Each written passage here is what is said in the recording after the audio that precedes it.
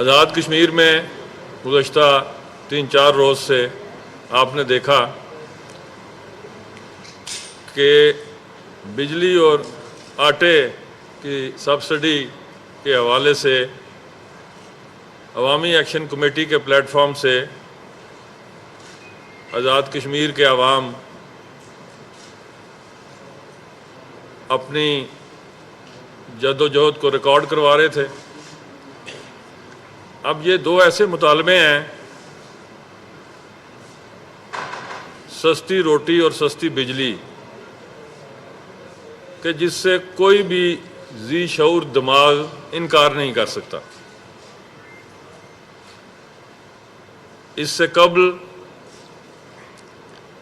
آزاد کشمیر کے عوام کا یہی مقدمہ میں پاکستان کے لیجسلیشن کے اپر ہاؤس سینٹ میں لے کے گیا، پھر انٹرم گورنمنٹ کے دوران انٹر منسٹریل کمیٹی، جس کو اس وقت کے honourable minister of defence lieutenant general retired Anwar Ali Haider Sahab chair کر رہے تھے، یہ ساری گفتگو ان کے ساتھ بھی کہی اور بہت سارے معاملات یکسو ہوئے۔ لیکن یہ جس کے نصیب میں یہ کریڈٹ ہوتا ہے اس کو مل جاتا ہے۔ اسی ساری صورتحال کو جو آپ نے 1-2 روز میں نیشنل میڈیا میں دیکھی، اس کو ریزالو کرنے کے لیے کل جناب صدر پاکستان آصف علی زرداری صاحب نے، جو موجودہ حکومت میں پیپلز پارٹی کے پارلیمانی ممبران ہیں، انہیں صدر ہاؤس بلایا، ان سے احوال لیا، اور میں ان کا شکر گزار ہوں خصوصی طور پر کہ انہوں نے کہا کہ میں وفاقی حکومت سے بات کرتا ہوں، اور اگر کوئی وہاں پہ بجٹری ایشوز ہے بھی ہیں تو ہم سندھ سے بھی بجلی فراہم کرنے کو تیار ہیں، لیکن کشمیری عوام سے اپنی محبت کو کمزور نہیں پڑنے دیں گے۔ جس وقت یہ سچویشن ایوالو ہوئی، وزیر اعظم پاکستان جناب میاں محمد شہباز شریف صاحب نے لاہور سے مجھے رات کو فون کیا، مکمل اظہار یکجہتی کیا، اور انہوں نے یہ یقین دلایا کہ اگلے 24-48 گھنٹے میں سارے سٹیک ہولڈرز اسلام آباد بیٹھیں گے اور اس مسئلے کو ریزالو کر لیں گے، آپ اس کو کنسٹرینٹ کے ساتھ آگے لے کے چلیں۔ اب لا اینڈ آرڈر سچویشن کی جو موجودہ صورتحال ہے اس پہ میں 1 منٹ بات کرنا چاہوں گا کہ آپ نے یہ دیکھا کہ چونکہ ایک منتخب جمہوری حکومت ہے، وہ عوامی مینڈیٹ اور مزاج کو سمجھتی ہے، پرامن جدوجہد کو کسی بھی جگہ پہ ڈسرپٹ کرنے کا نہ حکومت کا کوئی پہلے ارادہ تھا اور نہ اب ہے۔ اسی بنیاد پر آپ نے دیکھا کہ دفعہ 144 کی خلاف ورزی کے باوجود 100 سے زائد آزاد کشمیر پولیس کے جوان زخمی ہوئے، ایک سب انسپیکٹر نے جام شہادت نوش کیا، لیکن چونکہ آزاد کشمیر پولیس کو یہ ہدایت تھی کہ کسی قیمت پر فائر آرم استعمال نہیں کرنا، فائر آرمز فراہم ہی نہیں کیے گئے تھے۔ اس کنسٹرینٹ کی بنیاد پر الحمدللہ جو لانگ مارچ کے دھرنے کے شرکاء تھے، ان میں کسی قسم کا نہ تو کوئی جانی نقصان ہوا اور نہ کوئی شدید زخمی ہوا۔ یہ تو اس کا ایک پہلو ہے۔ آج جناب وزیر اعظم پاکستان نے، جس طرح انہوں نے پرسوں فرمایا تھا، ہنگامی اجلاس بلایا پرائم منسٹر ہاؤس اسلام آباد میں، جس میں سارے سٹیک ہولڈرز نے شرکت کی، مجھے بھی مدعو کیا گیا، حال احوال لیا گیا، اور پھر کچھ تحفظات کے باوجود کہ اس وقت مملکت خدا داد پاکستان بے پناہ معاشی مشکلات کا شکار ہے، لیکن میں کھلے دل سے الفاظ کی تمام فراخی کے ساتھ وزیر اعظم پاکستان کا شکریہ ادا کرتا ہوں، کشمیر کے عوام کی طرف سے، اپنی کابینہ کی طرف سے، اتحادی حکومت کی طرف سے، کہ انہوں نے جو تحفظات وہاں بیان کیے کہ ان کو یک جنبش قلم مسترد کرتے ہوئے انہوں نے کہا کہ پاکستان کا کشمیری عوام سے جو لازوال رشتہ ہے اس کے لیے جو کچھ بھی کرنا پڑتا ہے آج کروں گا اور ابھی کروں گا، اور اسی وقت وہ نوٹیفیکیشن جاری ہوں گے۔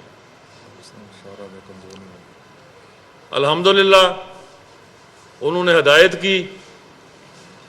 جو کام عرصہ دراز سے پینڈنگ تھے، سبسڈی کے حوالے سے، بجلی کی قوت خرید کے حوالے سے، قیمت خرید پر، وہ دونوں نوٹیفیکیشنز کے لیے وسائل فراہم کر دیے گئے حکومت آزاد کشمیر کو۔ حکومت آزاد کشمیر نے وہ دونوں نوٹیفیکیشنز جاری کر دی ہیں، وہ میں آپ کی خدمت میں پیش کر رہا ہوں۔ یہ پہلا نوٹیفیکیشن ہے الیکٹریسٹی کا، اور یہ دوسرا نوٹیفیکیشن ہے فوڈ سبسڈی کا۔ اس موقع پر جی آپ کو کاپیز مل جائیں گی۔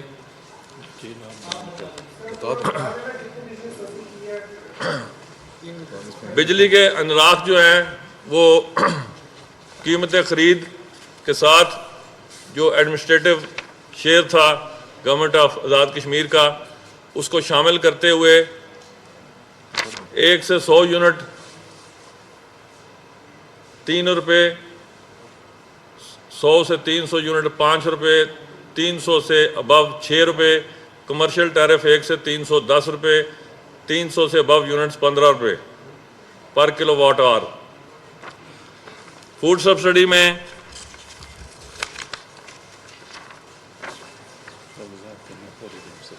جو پہلے آٹے کا سرکاری نرخ تھا وہ تھا 3100 روپیہ فی من،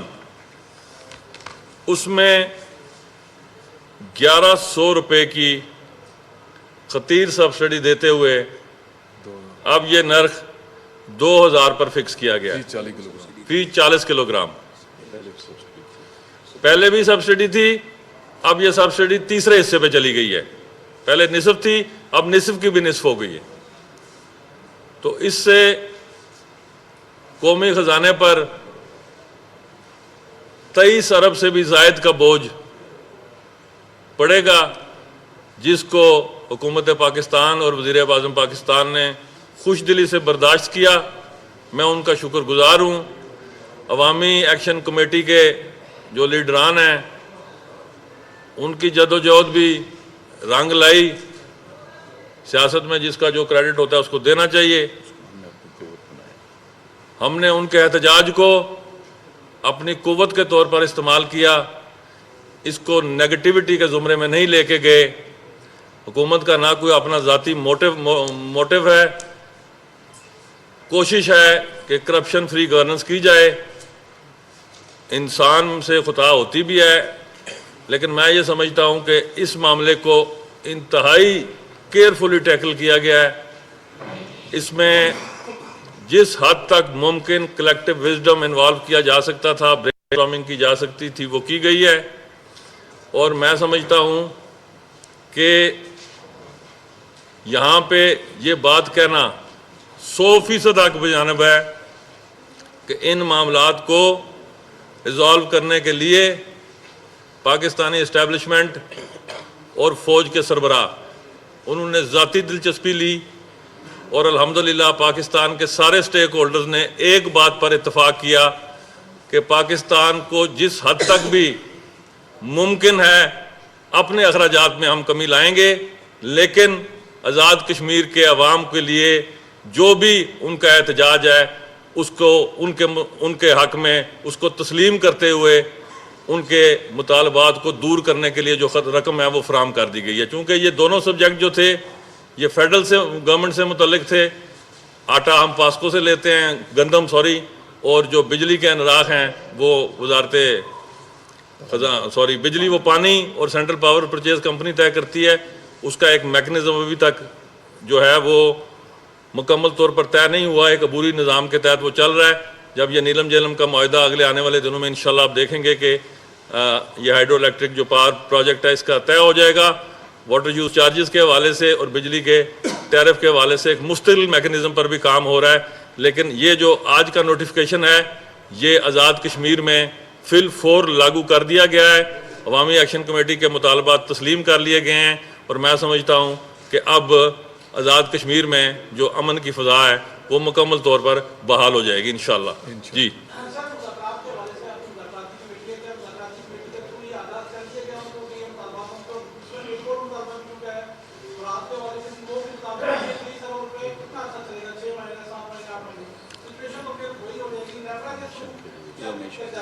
یہ ایک تو میں عرض کرتا چلوں کہ یہ ایک پرماننٹ ارینجمنٹ ہے, یہ انٹرم ریلیف نہیں ہے. بجٹ کا حصہ بن گیا. This will be the part of coming budget 2024-25. اس میں جو آزاد حکومت نے اپنا حصہ ڈالنا ہے وہ ڈالے گی اور جو فیڈرل گورنمنٹ کا حصہ ہے وہ فیڈرل گورنمنٹ کی گرانٹ کی صورت میں آئے گا. Let me finish